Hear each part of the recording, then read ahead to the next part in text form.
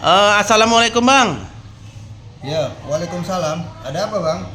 Ini bang, boleh nggak kita ini bang cerita-cerita tentang capres dan cawapres ini bang. Mulai dari 01, 02 dan 03 nih bang. Oke. Gimana bang menurut abang ini? Inti pertanyaannya apa tadi? Inti pertanyaannya gimana sih? Misalnya capres 01 nih bang. Untuk kedepannya ini gimana nih bang? Oh, gitu ya. Untuk 01 dulu nih bang. Nanti baru kita berlanjut ke 02 dan 03 nih bang. Ya. Jadi kalau menurut saya sih, eh, saya saya kan bukan orang yang suka berpolitik sih. Hanya saja kalau diminta untuk menjelaskan terkait dengan ketiga sosok tersebut, menurut saya ketiga-tiganya ya, calon presiden dan wakilnya itu ya menurut saya itu semuanya adalah orang-orang terbaik yang dimiliki oleh bangsa Indonesia. Jadi buat saya ketika ditanya apakah nomor satu itu pantas, apakah nomor dua juga pantas atau nomor tiga pantas, ketiga-tiganya pantas ya. Walaupun tentu saja setiap orang itu memiliki plus minus ya, ada kelebihannya, ada kekurangannya. Tentu saja mereka memiliki kapasitas ya, kapasitas terkait dengan bagaimana ke depan nanti dalam mengambil kebijakan-kebijakan ya terkait dengan Indonesia ini. Nomor satu saya lihat memang memiliki intelektualitas ya, atau memiliki intelektual yang kalau boleh dibilang mumpuni, kira-kira gitu ya. Artinya dalam memberikan argumen, menanggapi atau menjawab berbagai macam pertanyaan itu, saya sih melihatnya cukup lugas dan enak gitu didengar ya, mengalir gitu dia. Jadi seperti tidak adanya muncul atau kesan-kesan arogan tuh nggak ada. Nah, itu dia ya. Namun begitu tetap ketika kita melihat itu pun kita anggap baik, ada orang yang tidak melihat bahwa itu baik. Nah, tetap masih dianggap ada kurangnya ya. Ya nanti kalau orang nggak suka itu, pasti dicari saja entah dari mana alasan-alasan sehingga dia akhirnya menemukan celah untuk bisa menjatuhkan, menjelekkan dan sebagainya. Nah kemudian bagaimana dengan nomor 2? Nah kalau yang nomor 2 ya siapa sih yang nggak kenal dengan Pak Prabowo ya?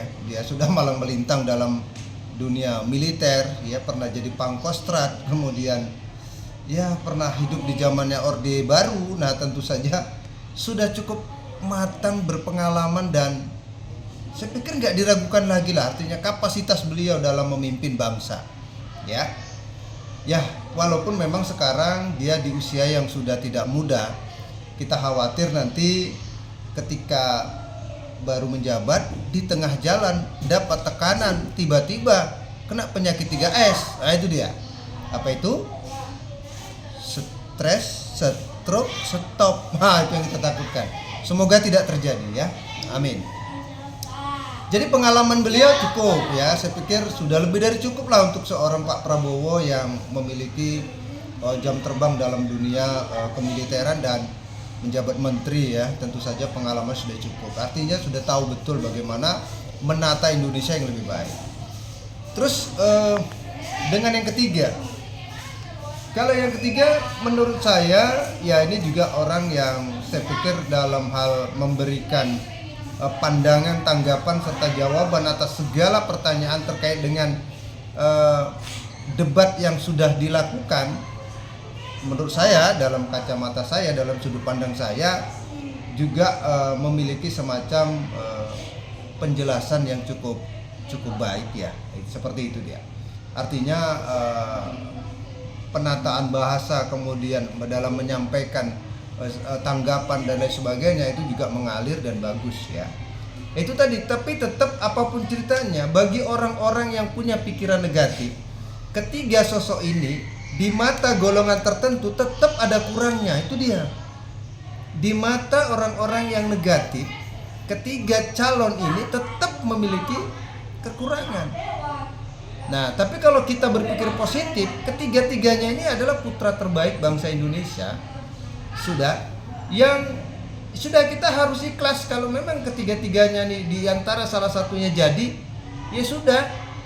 Kita mau bilang apa? Ya, seperti itu. Yang tidak kita harapkan adalah kecurangan yang masif nanti yang dilakukan. Ya, mungkin kalau boleh kasarnya ya kecurangan yang tidak kita inginkan biasanya lebih kepada penguasa. Dia seperti itu. Namun begitu, kalau mereka sadar bahwa apapun bentuk kecurangan itu adalah bagian dari sesuatu yang ya mungkin dilarang itu kan sama dengan sesuatu yang diharamkan. Kalau mereka menyadari bahwa nanti suatu hari bahwa mereka dapat balasan tidak di dunia, mungkin di akhirat, maka harusnya mereka sadar jangan melakukan kecurangan. Ya. Nah, kecurangan itu ya sudah sekarang pun bahkan sudah sangat kelihatan. Namun begitu, ya itulah manusia yang secara sifat tentu mereka memiliki akhlak dengan karakter yang berbeda-beda ya. Mungkin kalau orang yang memang nggak kepingin curang, dia akan dengan jalur yang jujur dan dia tidak akan melakukan hal-hal yang membuat sesuatu itu dirugikan. Nah, tapi kalau memang sudah menjadi kebiasaannya bahwa harus melakukan kecurangan, ya itu tadi. Kalau tidak di dunia diajab, ya mungkin di akhirat nanti dapat ajab atas kecurangan ketika memimpin. Nah, itu dia. Nah, jadi seperti itu. Jadi pandangan saya ketiga-tiganya bagus, walaupun tetap mendapatkan poin plus minus. Ada kelebihannya, ada kekurangannya. Ya, ada kekurangannya, ada kelebihannya. Nah, seperti itu. Dalam perspektif saya, dalam pandangan saya sebagai masyarakat awam yang memang saya tidak terjun ke dalam dunia politik, bahkan saya tidak berpolitik. Ya, seperti itu. Kalau saya sih melihatnya seperti itu. Kalau cerita berita ya hampir setiap hari kita update karena kita konten kreator, setiap hari membaca berita, melihat berita yang itu setiap menit, setiap jam kita terus dapat update-nya ya. Dalam kacamata saya sebagai masyarakat awam yang melihat dinamika politik yang hari ini sedang berkembang, itu hari ini itu lagi panas-panasnya ini ya, panas dan seram kalau kita lihat ya. Semua mengklaim yang terbaik, Nah, jadi kalau kita boleh memberikan saran secara ini aja lah ya, secara umum saja buat teman-teman yang di luar sana, kalau menurut saya nggak usahlah kita gontok-gontokan itu, karena nggak ada artinya. Karena siapapun yang menang, nasib kita itu yang menentukan kita sendiri. Ya, jadi pada prinsipnya nasib kita yang bisa merubah diri kita itu bukan presidennya, tapi diri kita sendiri. Nah, seperti itu. Kalau soal pilihan tergantung dari bagaimana